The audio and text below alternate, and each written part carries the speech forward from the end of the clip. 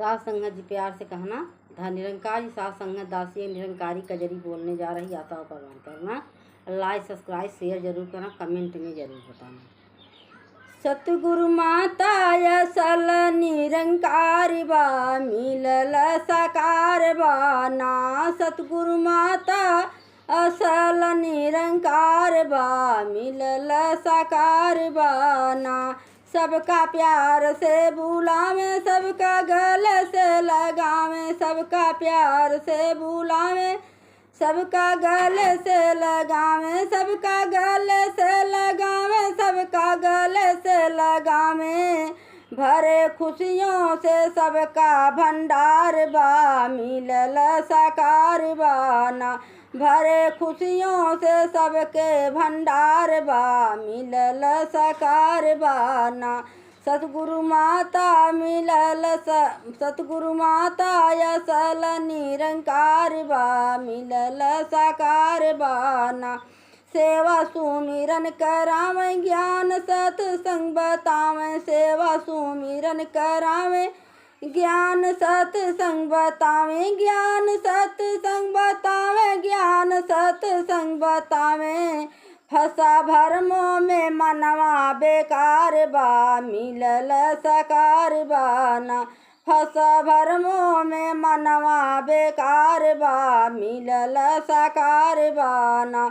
सतगुरु माता असल निरंकार बा, मिलल साकार बा ना। मीरा से बरी ने जानी, यही सतगुरु के मानी, मीरा से बरी ने जानी, यही सतगुरु के मानी, यही सतगुरु के मानी, यही सतगुरु के मानी। करे सबका यही बेड़ा पार बा, मिलल साकार बा ना। करे सबका यही बेड़ा पार बा, मिलल साकार बा ना।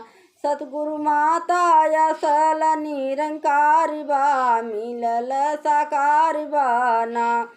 आहै घर में अंधेरा आव कैलाया जोराया, है घर में अंधेरा आव कैलाया जोरा, आव कैलाया जोरा, आव कैलाया जोरा। ज्ञान ज्योति से जग उजियार बा, मिलल साकार बा ना।